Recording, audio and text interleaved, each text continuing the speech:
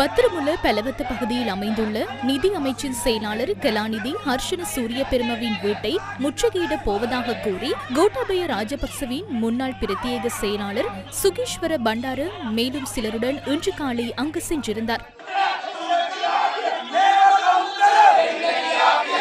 தமது பிரதேசத்திற்குள் நுழைந்து வீடுகளை முற்றுகையிட முயற்சிப்பதை கண்டித்து சுகீஸ்வர பண்டாரவிற்கு எதிர்ப்பு தெரிவித்த கிராமவாசிகள் அவர் மீது மலக்கழிவை வீசினர்.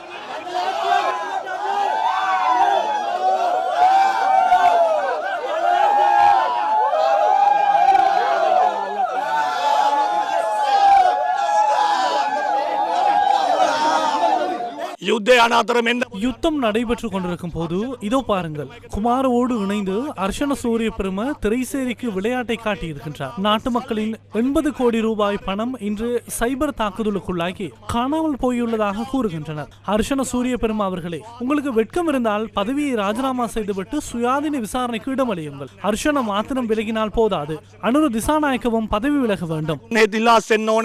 மலக்கழிவு எரியப்பட்டதன் பின்னர் கோட்டாபய ராஜபக்சவின் முன்னாள் பிரத்யேக செயலாளர் சுகீஸ்வர பண்டாரவும் அவருடன் வந்தவர்களும் இவ்வாறு தப்பியோடினர்.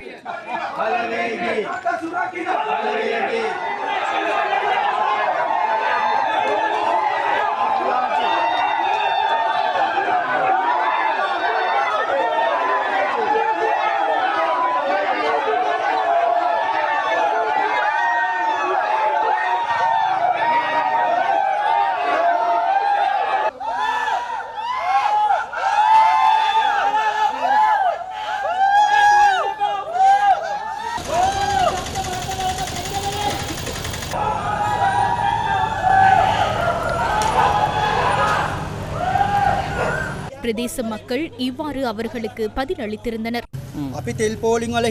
நாம் எரிபொருள் வரிசையில் நின்றோம். எமது தாய், சகோதரி என அனைவரும் வரிசையில் நிற்கின்றார்கள். அப்போது இவர்கள் யாராவது வந்தார்களா? நாட்டை கொள்ளையடித்து வங்குரோத்தடைய செய்துவிட்டு இப்போது நாம் திருடிவிட்டதாக கூறுகின்றார்கள்.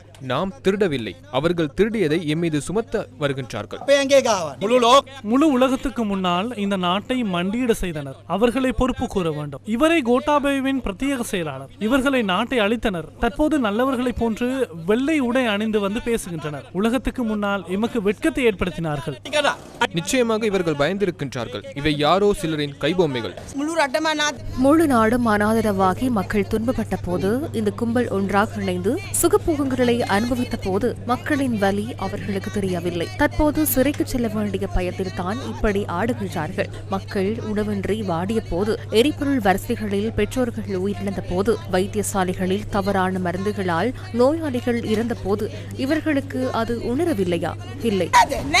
கிராம மக்களின் மலக்கழிவு தாக்குதலுக்கு பின்னர் தப்பியோடிய குழுவினர் மஹரகமவில் ஊடக சந்திப்பொன்றை ஏற்பாடு செய்திருந்தனர்.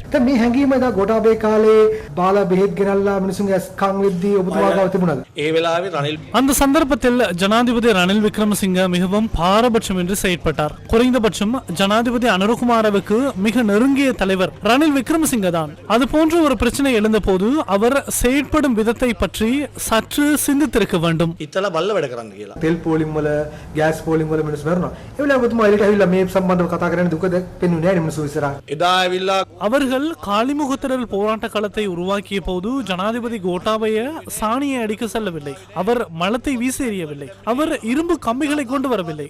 அவர் இந்த பட்டாசுகளை கொளுத்தி போடவும் இல்லை. அது கருத்து சுதந்திரத்தை பாதுகாப்பதற்கான மிகவும் ஜனநாயக வழி. இன்றைய நாள் ஒரு அமைதியான போராட்டத்தை கூட நடத்த முடியவில்லை. அவர்கள் அடிக்கின்றனர், தாக்குகின்றனர், தலையை உடைக்க முயற்சிக்கின்றனர், பட்டாசுகளை கொளுத்தி போடுகின்றனர்.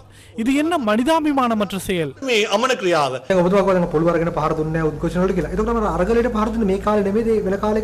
போராட்ட களத்தை தாக்கியமை தொடர்பில் கதைக்கின்றீர்கள். கோட்டாபய ஜனாதிபதி தொடர்பில் நாம் பேசுகின்றோம்.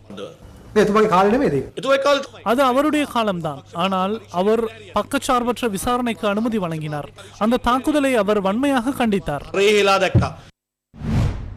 அமைச்சரவை தீர்மானங்களை அறிவிக்கும் ஊடக சந்திப்பின் போதும் மலக்கழிவு வீசப்பட்டமை தொடர்பில் சில ஊடகவியலாளர்கள் அமைச்சரவை பேச்சாளரிடம் கேள்வி எழுப்பினர்.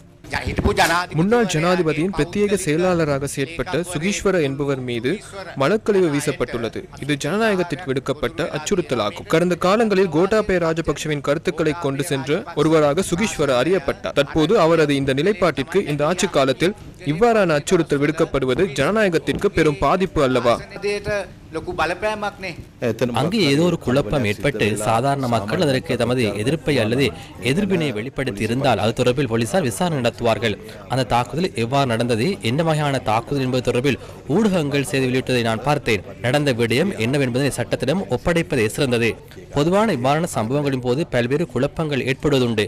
மக்கள் தமது எதிர்வினை வெளிப்படுத்துவார்கள். அத்தகைய ஒரு விடயமே அங்கு நடந்திருக்கும் நான் நினைக்கின்றேன். இப்படி என்றால் இது சாதாரண மக்கள் ஒன்றிணைந்து நடத்திய தாக்குதல் என்றா நீங்கள் கூறுகின்றீர்கள்? சில ஊடகங்கள் இதனை எவ்வாறு அறிக்கையிட்டுள்ளன என்பதை நான் பார்த்தேன். ஆனால் இது தொடர்பிலான போலீசாரின் அறிக்கைகள் தற்போது என்னிடமில்லை. அவர் முறைப்பாடு செய்தால் எதனை எறிந்தார்கள், யார் எறிந்தார்கள் என்பது தொடர்பில் போலீசார் விசாரணை நடத்தி கூறுவார்கள். அதே போன்று இந்த தாக்குதல் குழு பலவத்தையில் இருந்து வந்ததாக சில ஊடகங்கள் செய்தி வெளியிட்டிருந்தன. அந்த செய்திகளை நீங்கள் பார்த்தீர்களா? அது பலவத்தையா, அழுத்வத்தையா அல்லது தேக்கவத்தையா என்பதனை போலீஸ் விசாரணைகள் மூலமே கண்டறிய வேண்டும். அவர்களை அனுப்பது யார் என எமக்கு தெரியாது. அந்த குழு எங்கிருந்து சென்றது என்பது எமக்கு தெரியாது. என்ன எரியப்பட்டது என்பதை நீங்கள் தான் கூறினீர்கள். வேறு ஏதும் எரியப்பட்டதா என்பது எமக்கு தெரியாது. அவை போலீசாரின் பொறுப்பாகும். மக்களின் அமைதியான வாழ்க்கைக்கு இடையூறு விளைவிக்கும் வகையில் செயற்பட எவருக்கும் சட்டத்தின்படி அதிகாரம் வழங்கப்படவில்லை. ஒவ்வொருவரும் தமக்கு எதிரான கருத்துக்களை கொண்டிருக்கும் உரிமை உள்ளது. கருத்து தெரிவிக்க முடியும். அது அடிப்படை மனித உரிமை. ஆனால் அமைதியான வாழ்வுக்கு பாதிப்பு ஏற்படுத்தினாலோ அல்லது ஒருவரது வீட்டுக்கு அல்லது சொத்துக்களுக்கு சேதம் விளைவித்தாலோ சட்டத்தில் இடமில்லை. இந்த சம்பவம் தொடர்பில் போலீசார் எனக்கு இன்னும் விடயங்களை அறிக்கையிடாமையினால் என்னால் இது தொடர்பில் விரிவாக விளக்கம் அளிக்க முடியாது. நீங்கள் கூறுவதை நான் பார்த்தேன். சுகீஸ்வர அல்லது அங்கு சம்பந்தப்பட்ட யாராவது போலீஸ் முறைப்பாடு செய்தால் போலீசார் நிச்சயமாக விசாரணை நடத்துவார்கள்.